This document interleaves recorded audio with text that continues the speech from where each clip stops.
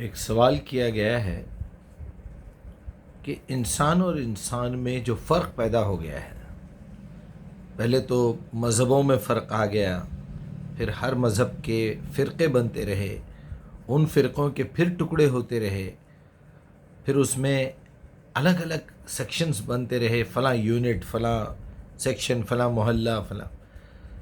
غرض یہ کہ سارے انسانوں میں جو اختلافات پیدا ہوتے ہیں، آخر اس کی وجہ کیا ہے؟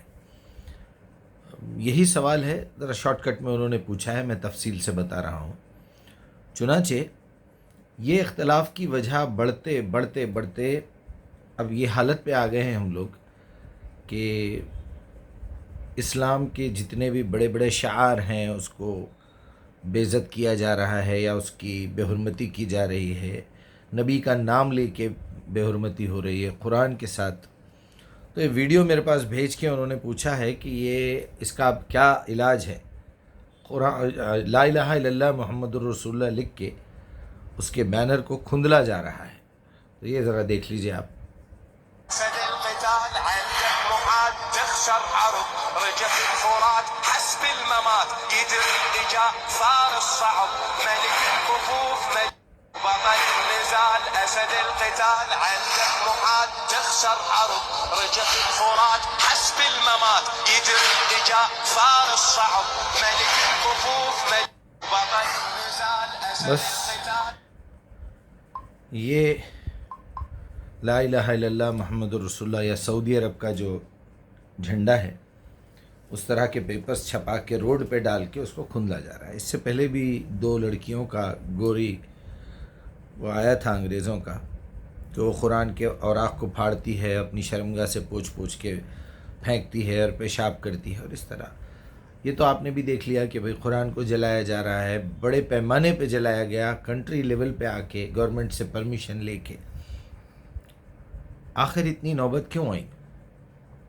اس کو اگر آپ سمپل انداز میں سمجھنا چاہتے ہیں تو یوں سمجھیے، اور میں اس ایک بیچ میں نصیحت کرتا چلوں، ہمیشہ دوسروں پہ الزام لگانا، دوسروں کو قصوروار ٹھہرانا یہ ایمانداری نہیں ہے۔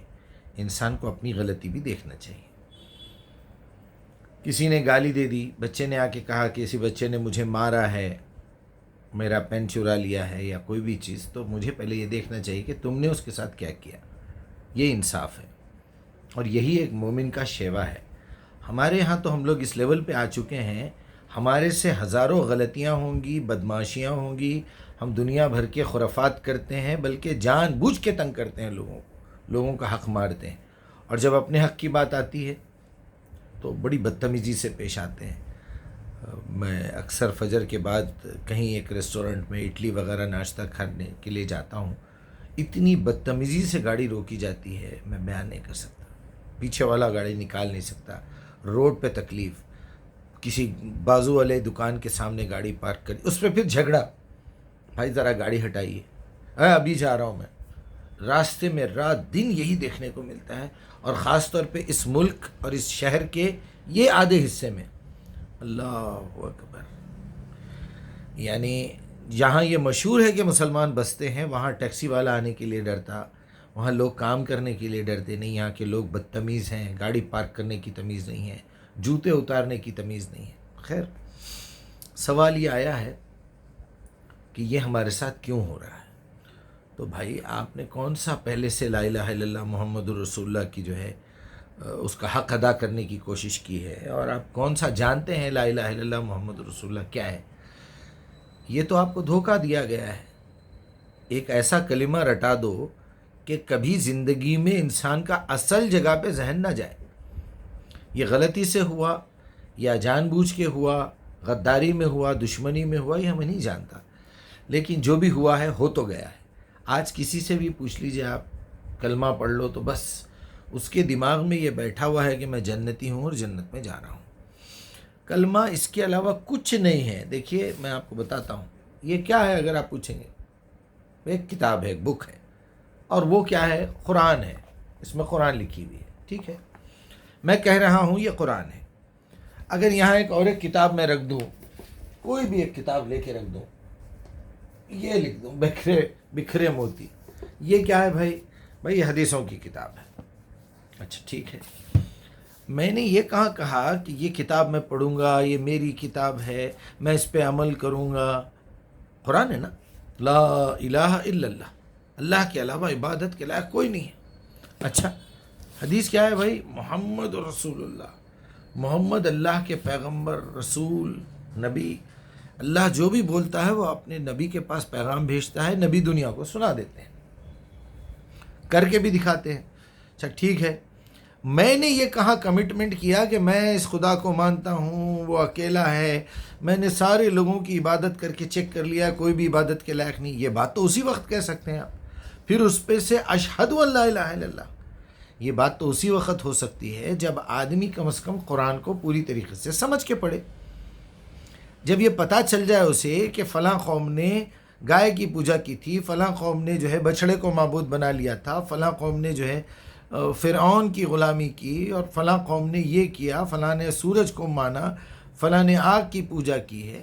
یہ سب کچھ پڑھ کے سمجھنے کے بعد وہ ہسٹری جو آپ نے سنی ہے، جو دیکھی ہے بک میں، اسی لیول پہ آپ یقین سے بول سکتے ہیں۔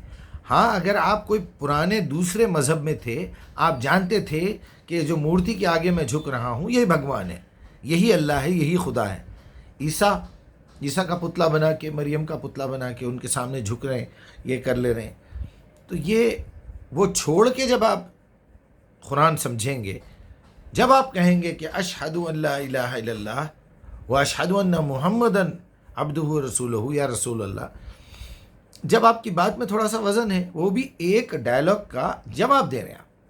کوئی اگر آپ سے یہ پوچھے کہ بھائی آپ کا معبود کون ہے، یا یہ پوچھے کہ بھائی دنیا میں کتنے معبود ہیں، تو آپ جواب دیں گے بھائی عبادت کے لائق تو اللہ ہی ہے صرف۔ اچھا یہ بات آپ کو کس نے بتائی؟ تو آپ جواب دیں گے محمد رسول اللہ۔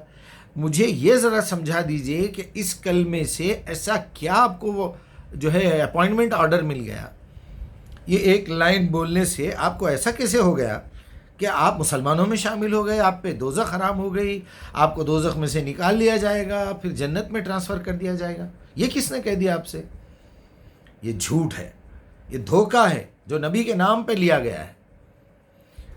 اصل بات یہ ہے کہ اللہ سبحانہ وتعالیٰ نے جو بات بتائی ہے قرآن میں وہ یہ ہے کہ یاد کرو وہ کمٹمنٹ جو تم نے اپنے نبی کے ساتھ کیا، اس درخت کے نیچے جو تم نے ہاتھ پہ ہاتھ رکھ کے جو بات کی تھی، وہ نبی کا ہاتھ نہیں بلکہ اللہ کا ہاتھ تھا۔ ایک مثال ہے بھائی، میں نے ایک لڑکے کو بھیجا ہے، آپ یوں سمجھیے کہ میں آیا ہوں آپ کے پاس، جب وہ میرا نام لے رہا ہے، میں نے اس کے ذریعے سے چٹھی بھی بھیجی ہے، آپ کو میسیج بھی کیا ہے، تو آپ کا کام ہے وہ جو پیسے میں نے منگائے ہیں یا جو سامان میں نے بھیجایا ہے وہ آپ ریسیو کر لیں، اس کا جو ہے رسید دے دیں۔ یہ بات اللہ تعالیٰ سمجھا رہے ہیں، اور اس کے لیے اللہ تعالیٰ نے بتایا کہ تم نے قبول کیا ہے، آمنتو باللہ، میں نے تو اللہ کو مان ہی لیا ہے، وہ ملائکتہ اور اس کے فرشتوں کو، وہ کتبہ اور اس کی تمام کتابوں کو جو نازل ہوئی ہے، وہ رسولہ اور تمام رسول، وہ یوم الآخری۔ آپ کو یہ 5 باتوں کا اقرار کرنے کے بعد ہی کوئی آپ پہ بھروسہ کر سکتا ہے کہ بھائی ابھی تک تو میں نے مانا ہے۔ اب اس کے بعد اگر آپ سے کوئی پوچھے تو پھر اس کے بعد آپ نے کیا کیا، تو یہ کہنا چاہیے اسلمت لرب العالمین۔ یہ ہے اسلام قبول کرنے کا طریقہ، اسلمت، میں نے تسلیم کر لیا ہے، لرب العالمین، میں فرما برداروں میں شامل ہو گیا ہوں اپنے رب کے لیے جو عالمین کا بھی رب ہے۔ یہ ہے طریقہ مسلمان ہونے کا۔ آپ کلمہ پڑھا کہ ایک تو خود بھی مطمئن ہو رہے ہیں، وہ بیچارے کو گمراہ بھی کر رہے ہیں، اور اس طرح کی باتیں ہیں۔ میں کیا بتاؤں آپ سے، میں کئی بار سمجھا بھی چکا ہوں، تو شاید آپ کے سوال کا جواب مل گیا ہوگا آپ کو۔ اپنا خیال رکھیے اور اس کلمے کے دھوکے میں مت آئیے، یہ دھوکے میں پڑے ہوئے ہیں ہم لوگ۔ وہ ایک اقرار ہے، کسی سوال کا جواب ہے۔ آپ اس کو یہ کیسے سمجھ رہے ہیں کہ بھائی یہ کمپنی کا نام یہ ہے، یہ کمپنی انڈیا میں ایک ہی ہے اور اس کا مالک یہ ہے، بس یہ 2 باتیں بولنے سے آپ کو نوکری مل جائے گی یا کمپنی کے آپ ورکر بن جائیں گے، آپ کو وہاں آخرت میں وظیفہ بھی ملے گا۔ ان غلط فہمیوں سے، ان دھوکوں سے باہر نکلیے۔ اللہ تعالی ہماری حفاظت فرمائے۔ السلام علیکم۔